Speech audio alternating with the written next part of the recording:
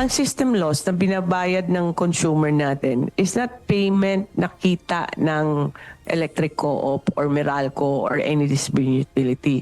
Ibinabayad lang ng mga distribution utilities at mga electric cooperatives sa gastos sa generation at distribution ng kuryente ang system loss na ipinapataw sa mga customer. Ito ang nais bigyang linaw ng Department of Energy kaugnay sa nosyon o haka-haka na nagiging kita ng mga distribution utilities at electric cooperatives ang system loss na nais ng alisin ni Pangulong Ferdinand Marcos Jr. Sa isang simpleng diagram na ipresenta ni Energy Secretary Sharon Garin sa online media conference kanina, ipinakita nito kung paano nababawasan ang supply ng kuryente mula sa planta patungo sa mga kabahayan. Sa kanyang halimbawa, kung ang generation ng kuryente ay umaabot ng 100 kWh, pagdaan nito sa distribusyon ay mababawasan na ito kung saan naabot na lang sa 95 kWh ang dadating sa mga household consumers. Ilan sa mga factor nito ay kung luma ang mga gamit na kable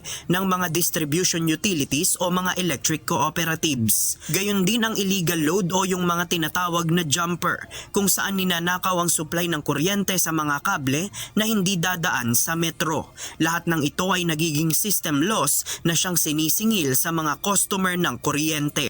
Alam niyo po kung nagnanakaw kayo ng kuryente, mga kapitbahay niyo yung nagbabayad ng iba dyan or na-charge po sa iba po na talagang diligently paying for their electricity. Yung iba po na di kasi minsan kasi hindi na-detect din na meron pala nag-jumper dyan or meron nag-tap na illegally.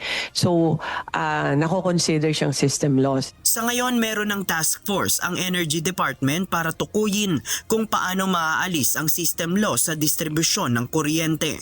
What we are tackling now with all the agencies, especially the ERC, NEA, and all the private distribution utilities, paano natin mawawala, tatanggalin, or i-minimize yung technical loss. Kinakausap niya ng DOE ang mga electric cooperatives ng bukod kaysa sa mga pribadong distribution companies upang malaman kung ano ang kanilang magkaibang pananaw sa pag-aalis ng system loss. Ayon kay Secretary Garin, kailangan pa ng panahon upang magkatotoo ang panukala ni Pangulong Ferdinand Marcos Jr.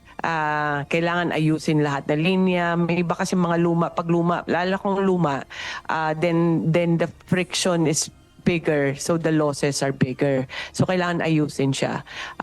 But it takes time because this all cost money. JP Nunez, UNTV, News and Rescue. Diyos ang aming sandigan, serbisyo publiko ang aming pinahahalagahan.